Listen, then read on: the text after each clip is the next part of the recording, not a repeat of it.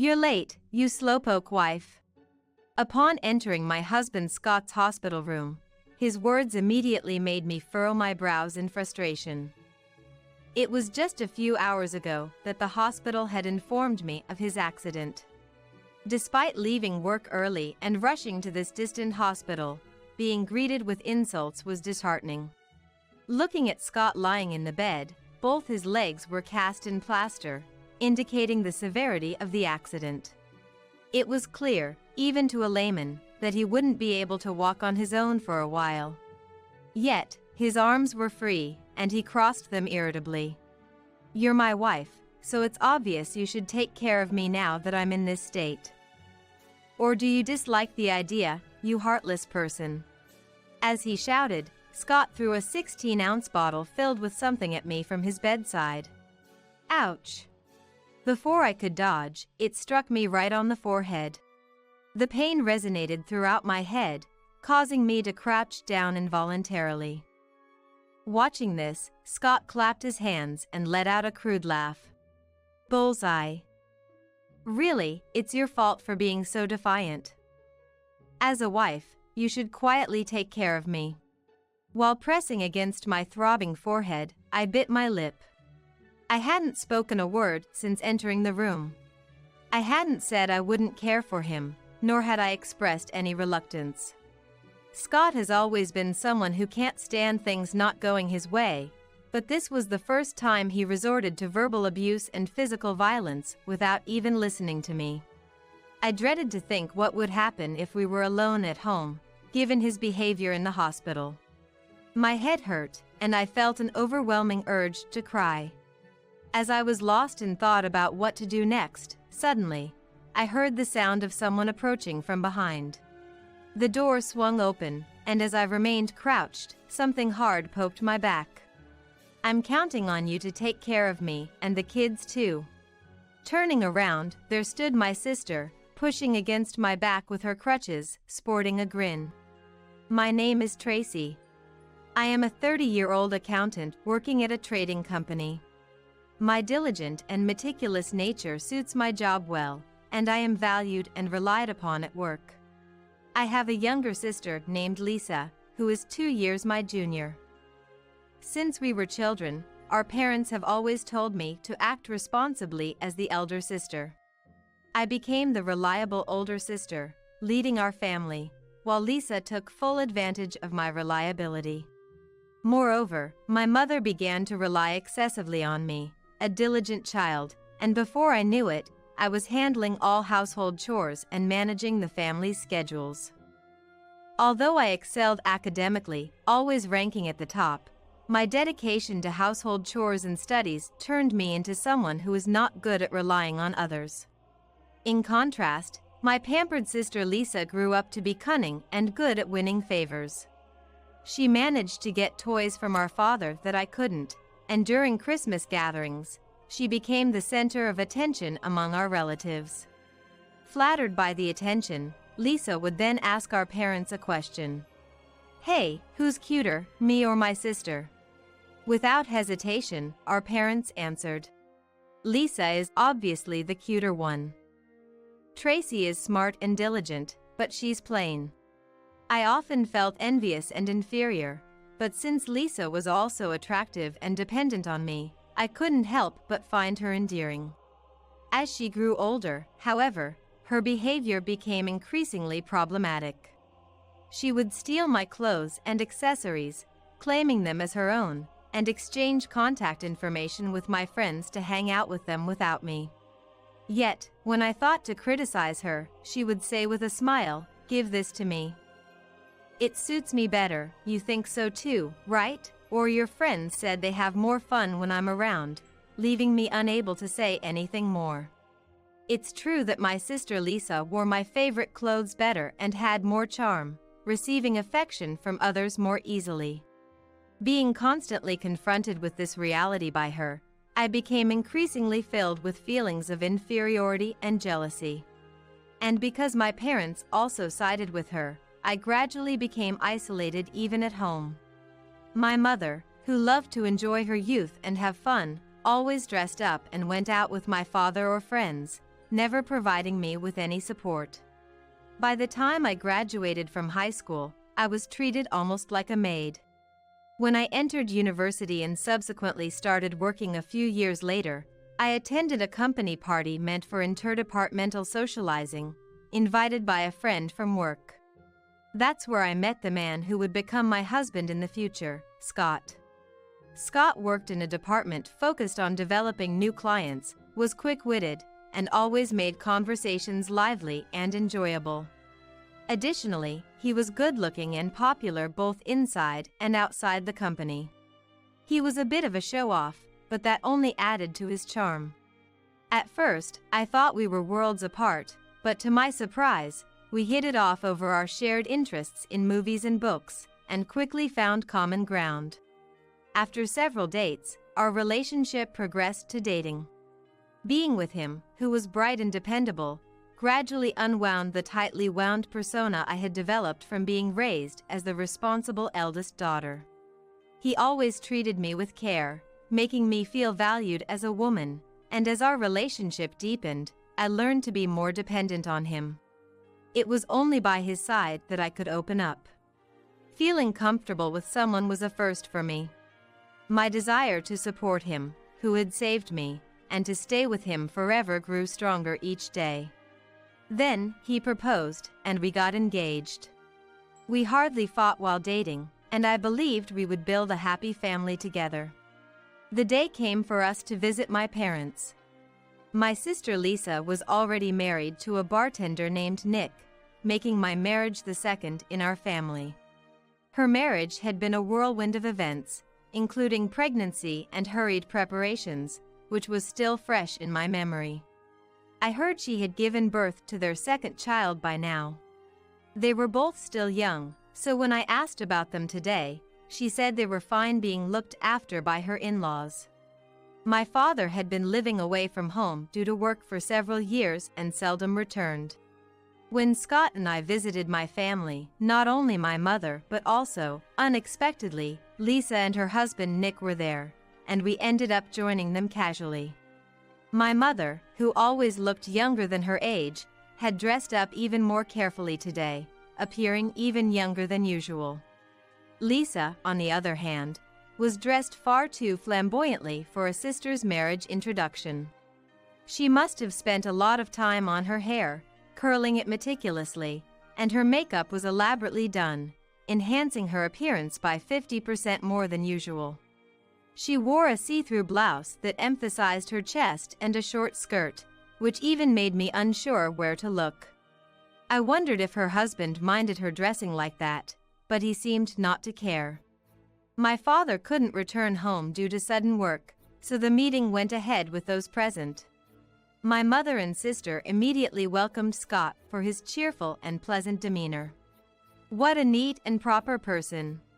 Wow, I didn't expect my sister to snag such a handsome guy. Kind of surprising. Despite their freely spoken thoughts, the introduction went smoothly and amiably. It was fine, but my mother and sister were overly friendly with Scott, bombarding him with personal questions like, "What's been the most fun experience at work?" and "Besides my sister, who else have you dated?" as if they had known him for years. Worried Scott might be uncomfortable, I was about to intervene, but he didn't seem to mind and was happily engaging in the conversation. Looking at Lisa's husband, he too was contributing to the atmosphere without any awkwardness, intertwining stories of his business trips with his hobbies. I didn't want to hear about his ex-girlfriends, especially not in a marriage meeting. Scott is so funny. I can't believe he decided to marry my overly serious sister. Lisa said something incredibly rude. That's exactly why I chose to marry her. I have a carefree side, so I fell for the dependable Tracy. That's so funny. It's a waste, Scott, you're so cool. She laughed and flaunted her cleavage at him. While I tried to hide my discomfort, my mother began praising Scott, saying things like, "Young men these days really are handsome, aren't they?" When I first saw Scott, I thought he was a celebrity, as she flirtatiously brushed back her long hair, which was quite youthful for her age. Not at all. There are many more men far more handsome than me, but seemed somewhat pleased to join in the conversation.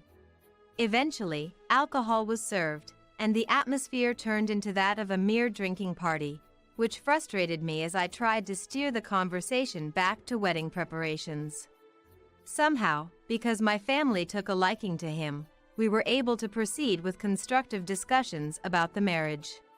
However, the conversation often veered off topic, making it a struggle for me, Tracy, to keep everything on track until the end.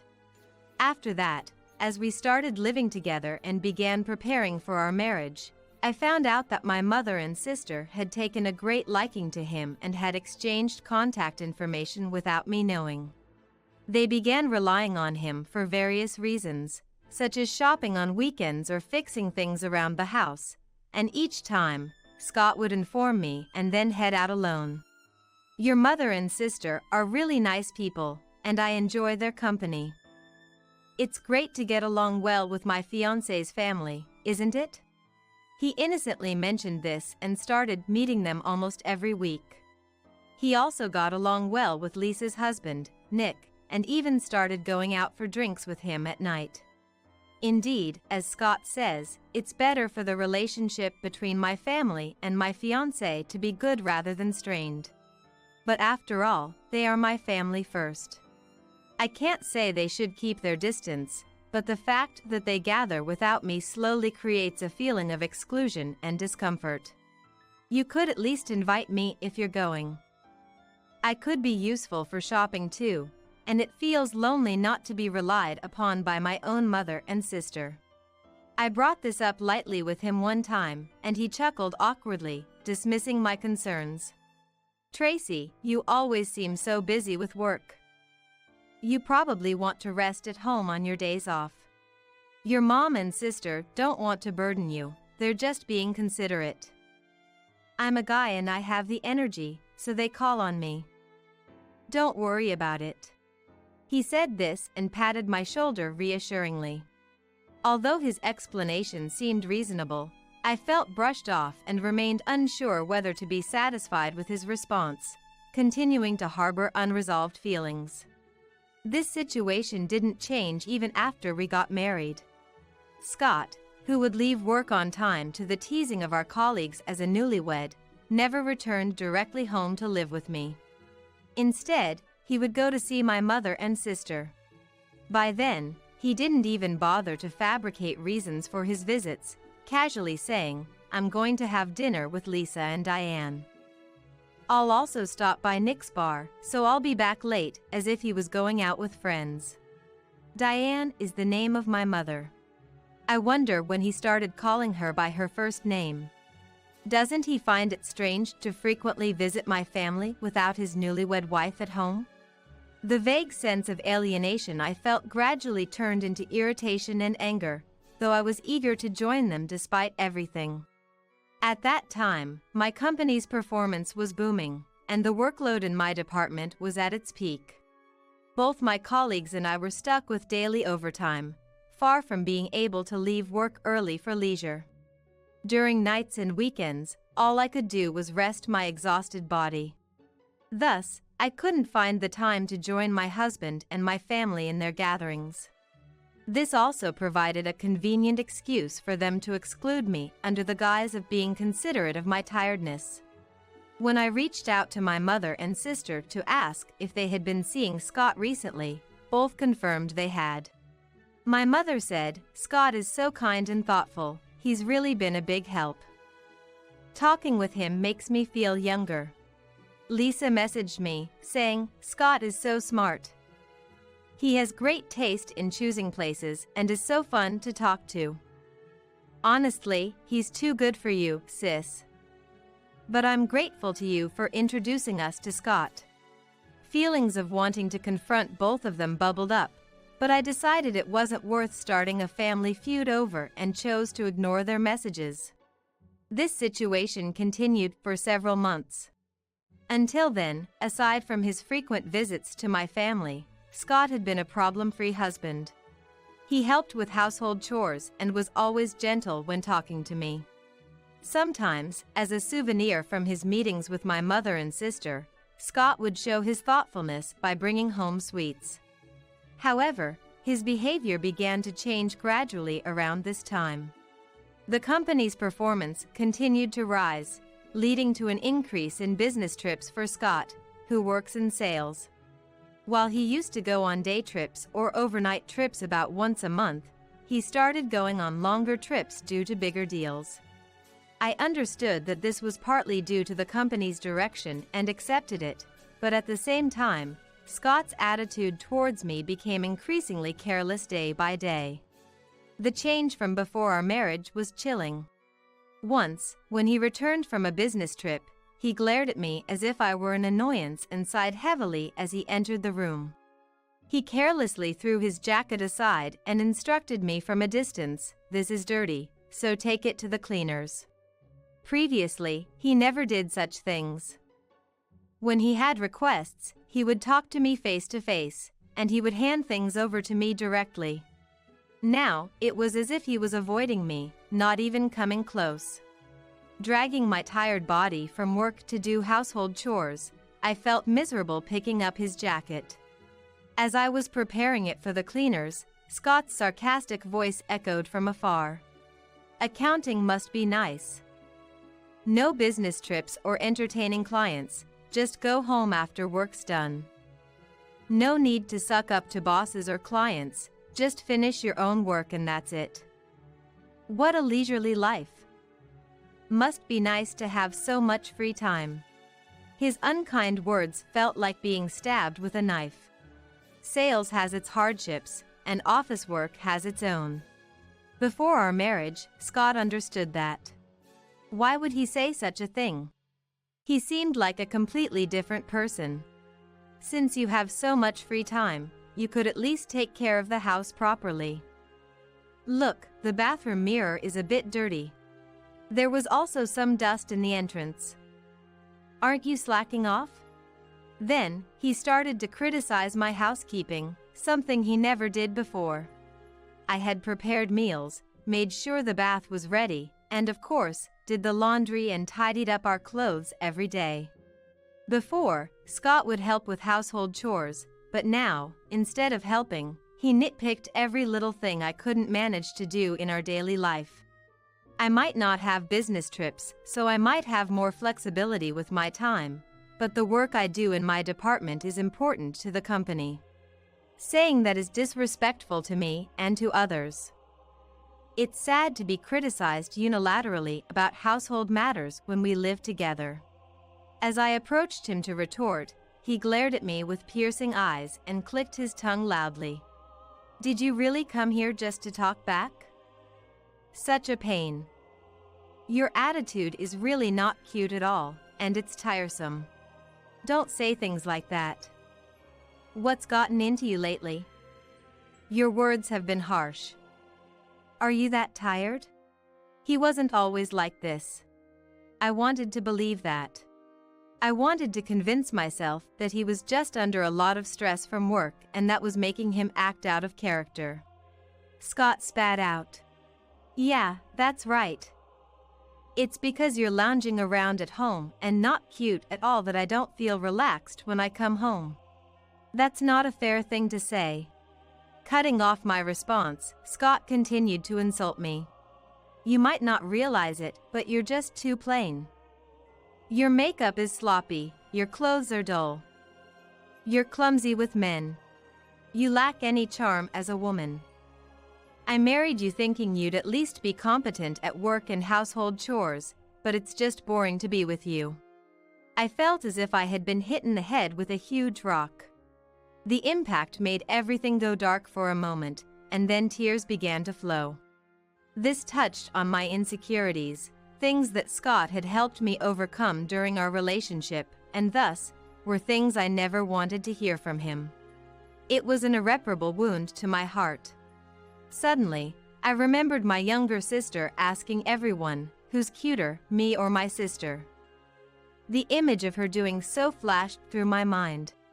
After that, Scott quickly finished his bath and went to bed without speaking a single word to me. He showed no signs of apologizing for what he said. As I finished up the remaining chores in the kitchen while crying, I desperately tried to figure out what went wrong. Why had things turned out this way? Why had Scott changed? Being busy and stressed is unavoidable. It's true that there might be flaws in my housework. However, what left a deep wound and continued to bother me was my husband Scott's comment that I was not cute. It made me remember how he would go out and have fun with my younger sister Lisa, who is attractive, and my mother Diane, who dresses youthfully. It was as if dots were being connected in my mind, leading to an answer. No way. Muttering softly, I involuntarily held my breath. Then, I sneaked into the room where my husband was sleeping and opened his bag. It was filled with what appeared to be work-related documents, but that wasn't what I was looking for. Illuminating the inside with my smartphone's light, I found it, a long strand of hair that could only belong to a woman. Next, a receipt from a hotel emerged as potentially damning evidence. Upon inspection, it wasn't just for my husband but also listed the names of my sister, my mother, and my sister's husband. So it's true, I whispered to myself. Claiming to be on a business trip, he had actually been away with those three. Even though I had anticipated as much, the revelation still pained me. Their joyous outings before were nothing like this deceitful betrayal. To treat me coldly at home, only to lie and meet with them, there had to be something more sinister at play. My heart pounded loudly, and my body trembled uncontrollably. Having discovered this much, there was no turning back. I finally reached for his smartphone by the pillow. After a few attempts with likely passwords, it unlocked. The messages and call logs naturally revealed numerous pleasant exchanges with my sister and mother. From a distance, I methodically photographed these screens with my phone.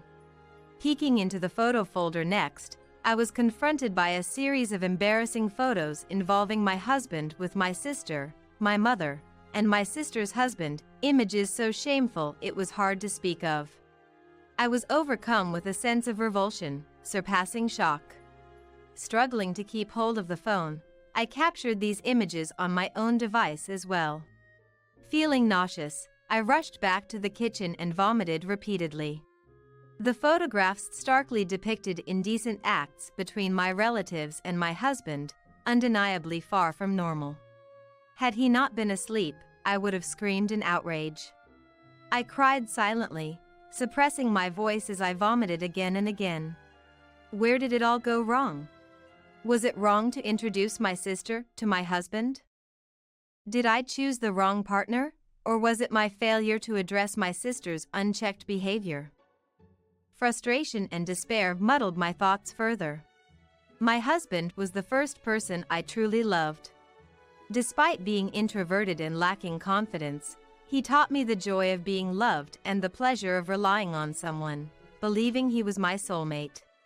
Yet, the outcome was unbearably cruel.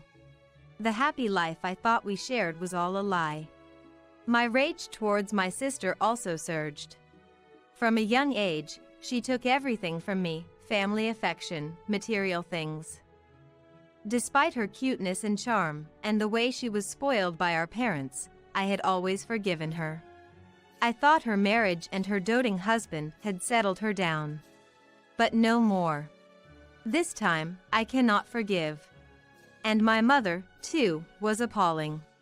How could she engage in such acts with her daughter's husband and others? While I don't mind her dressing youthfully for her own satisfaction, I never imagined she could be so morally bankrupt. Is my mother still just a young girl, both in appearance and at heart? And she has a husband, my father. This is a betrayal to both me and my father. And my sister's husband, complacently participating in their acts, as if it was normal for his wife to engage with another man? Absurd. Everyone involved was utterly mad. I could have woken my husband to confront and berate him right then and there. However, Part of me wondered if there might be a smarter way to handle this. Despite barely sleeping, I went to work the next day. At work, I found time to call the sales department where my husband, Scott, works and got connected to his manager. Pretending it was a work-related call, I began asking about the business trip Scott was supposed to be on. The manager sounded surprised and said, "Business trip? Scott hasn't been on any business trip. He's been off for 3 days citing family issues, but it wasn't related to you, Tracy?" The manager's words confirmed my suspicion that Scott was lying about his whereabouts. I played it off as a misunderstanding and hung up, only to call a certain someone later that night. Scott announced he would be going on another business trip for a few days, likely another lie for a family affair. I couldn't muster a smile. Instead, I saw him off with a stern look.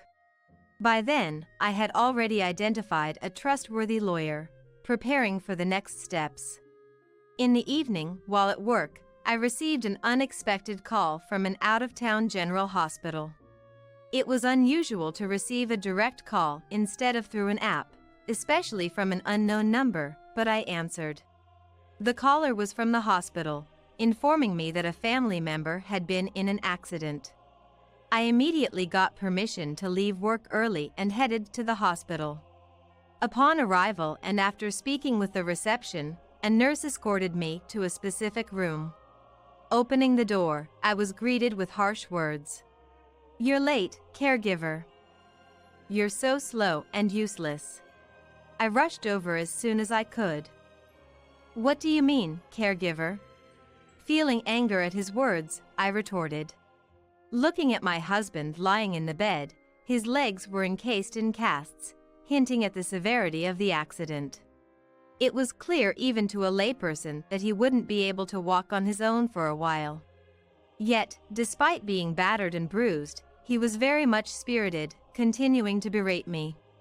"It's your fault for not being here sooner. You're the worst wife ever. Reflect on your actions." As he yelled, he threw a 16-ounce bottle filled with something at me. Ouch! The bottle hit my head before I could react, causing me pain and shock. Scott laughed mockingly at my discomfort. "Serves you right. Look, I've seriously injured myself, so you better take good care of me from now on." Fuming and unable to move from where I had crouched, someone else entered the room, chiming in with a high-pitched voice. "I'm counting on you to take care of me and the kids too." Turning around, I saw my sister, Lisa, using crutches, smiling mischievously. Confused and furious about their entitlement, I confronted them. "What on earth do you mean?" Scott replied with a smug smile. "Isn't it obvious? We're in this state now and can't return to work, so you've got to take care of us." Lisa added with a smirk. "You'll be taking care of us and the kids from now on, big sis." Not knowing the full extent of what happened but seeing my sister-in-law and my own husband engaging in an affair, and then for both of them to so nonchalantly say such things was beyond belief. Something finally snapped in my head, and I stepped into the hospital room, yelling from the depths of my soul. "How dare you say such things?" Surprised by my outburst, they looked at me cluelessly. "Who's been fooling around with her sister's husband, huh? Stop playing dumb. I've always let your selfishness slide, Lisa, but involving my husband crosses the line."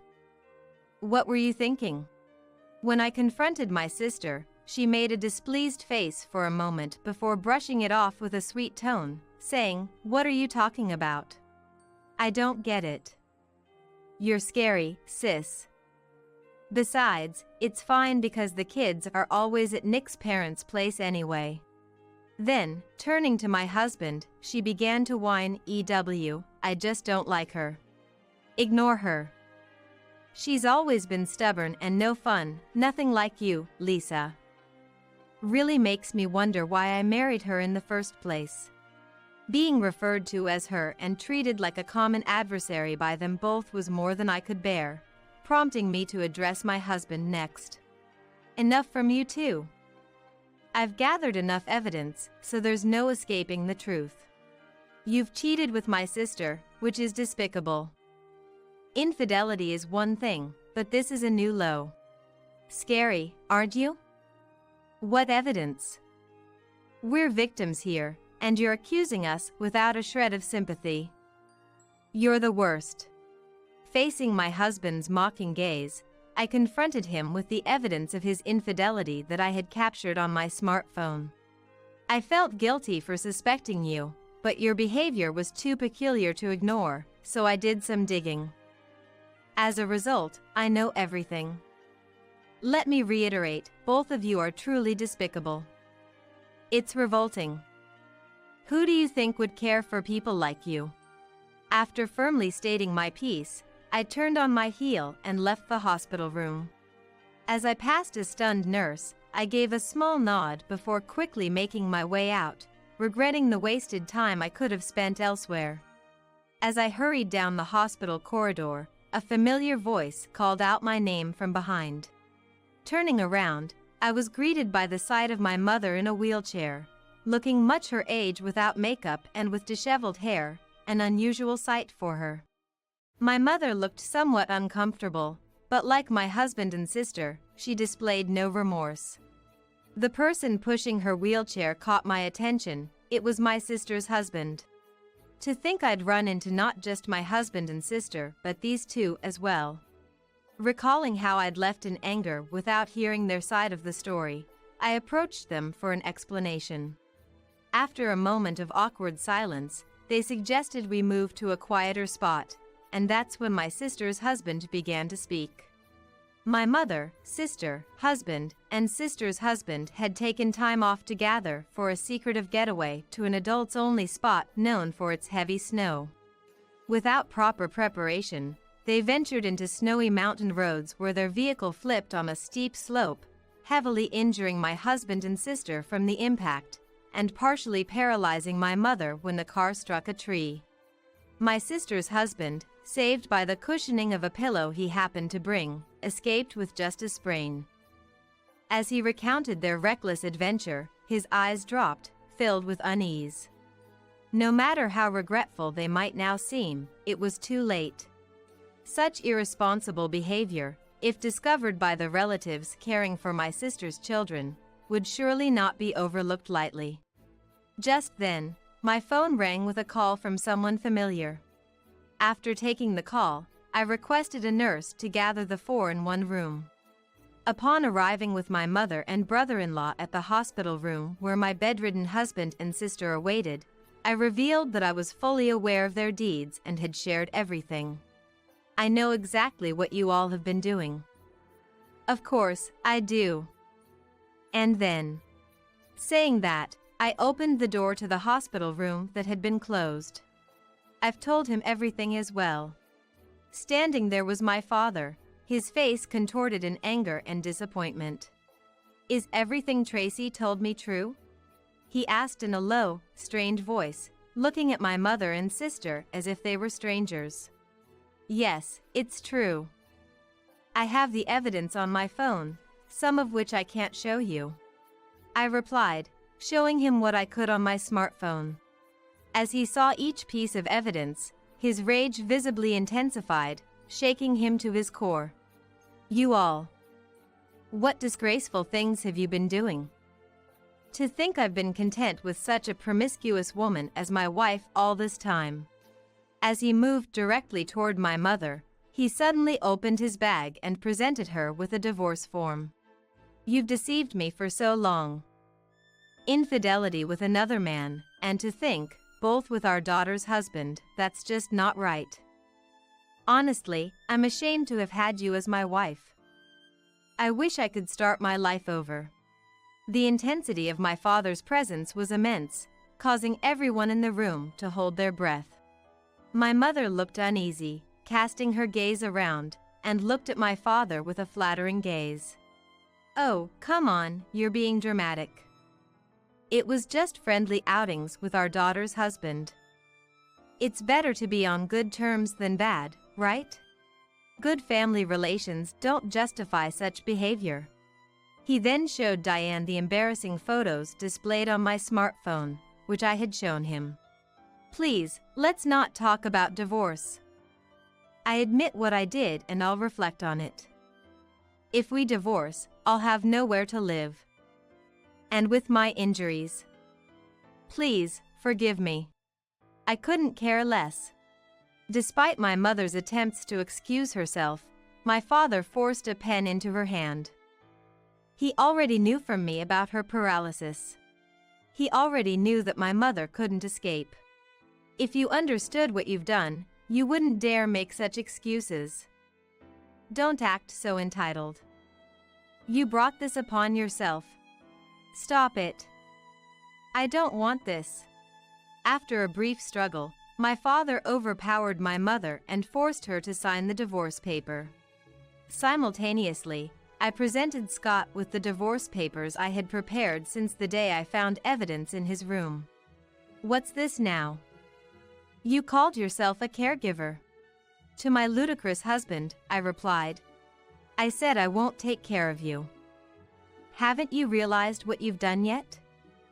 Just like I showed Dad, all the evidence is saved. You're despicable. Snooping through my stuff. You're the vulgar one, not me, he retorted, losing his temper. I was utterly dismayed by his reaction. Don't say anything more absurd. I never want anything to do with such low-life individuals again. Once this divorce paper is filed, I'll leave the house immediately. And since this is a grave misconduct, I'll be seeking compensation. From you, Lisa, as well. Lisa grimaced deeply at the mention of compensation, a discussion already underway with my lawyer. The official amount will likely be determined soon. Lisa's husband, who had been a passive observer, now appeared relieved, thinking he was out of the woods regarding divorce or compensation. He was complicit in the domestic affair, making him equally guilty in my eyes. I turned to him and stated plainly, "You seem to enjoy dragging us into your fun. From now on, their care and responsibilities fall on you." Hearing this, his relaxed demeanor vanished and his face turned pale. Also, I've recorded this entire conversation in the room. Should anything arise, it'll serve as evidence. Thank you. With that final cold remark, I left the room, followed closely by my father. Without speaking, my father and I walked together to the station, overwhelmed with a mix of regret and sadness. Left in the hospital were 4 morally bankrupt individuals, now burdened with injuries, compensation, and caregiving responsibilities as supposed to be. I promptly filed the divorce papers and moved out of the apartment I shared with my ex-husband. After staying with friends for a while, I started moving on with my life. Upon explaining my situation to my company within a reasonable scope, I was transferred to a better location due to my reliable work history and trustworthiness. I quickly adapted to my new job, earning the trust and making friends, enjoying my weekends and holidays once again. Since the accident up until now, my life has improved significantly, as if the difficult days after getting married were a lie. I've been in touch with my father a bit since we parted ways in silence that day. After filing for divorce from my mother, he returned to his single assignment location and seems to be working there as usual. It appears my mother reached out to him about medical expenses and living costs, but each time, he firmly refused to engage with her, saying he wouldn't deal with her anymore. At one point, my mother even contacted his workplace begging for money. At his limit, my father threatened, "If you keep harassing me, I'll sue you for adultery damages." Fearing further debt, my mother ceased contact thereafter. My ex-husband Scott ended up returning to his parents' house until his injuries healed. However, since I had sent the compensation claim to his parents' house, anticipating this, the whole story of the injury came out, and needless to say, his parents were furious. Once healed, Scott was disowned and kicked out of the house. Burdened with the repayment of compensation, he rented a cheap apartment and tried to return to work, but faced continuous scorn at his workplace due to the domestic infidelity scandal, eventually leading to his resignation. Effectively, it was as if he was fired. Since then, despite ongoing job searches, he hasn't found stable employment and has been covering his living expenses and compensation payments through a low-paying warehouse job. As for Lisa and her husband and their children, the conclusion was that Lisa lost custody of her children to her in-laws. The claim for compensation exposed their actions to her husband's family, who, deeply contemptuous of them, decided they couldn't entrust the children to Lisa. Lisa's husband was also disowned by his family, and they had to earn for the children's support, my mother's medical expenses, and their living costs alone. Lisa's husband, once a bartender, left his job as the incident became a rumor among the customers in shop. He's been hopping between similar jobs since, but the small world of alcohol lovers means he's met with cold stares wherever he goes, making any long-term employment untenable. Lisa, having never worked before, started from scratch with a job at a local supermarket, facing many hardships. Moreover, Diane's once bright demeanor vanished due to her physical limitations, turning her constantly irritable and demanding. Facing daily outbursts from my mother, Lisa lost her once cheerful and charming nature, becoming gaunt and gloomy. Thankfully, having distanced myself from such chaos, I thrived in my new job. A year later, I began dating a man I met there. Though initially cautious about love after the shock with Scott, our relationship grew from a deep-seated friendship and trust. I decided to learn from my past, realizing staying passive wouldn't do. Waiting for someone to break through my shell would only make me vulnerable to people like Scott. Happiness must be seized with courage. Would you consider dating me with marriage in mind? Taking the first step, I confessed to him. Surprised and bashful, he accepted my proposal. Your confession made me incredibly happy, but I feel somewhat inadequate. I'll strive to be a better man, he said with a shy smile. Don't worry about it. I made my decision, and you're enough as you are. Let's look forward to our future together. Our relationship flourished, and a year later, we joyfully decided to get married. The understanding and acceptance from him and his family about not inviting mine to the wedding or celebration were comforting. A new life begins in a place where I feel secure and comfortable, alongside someone precious with whom I'll build our future.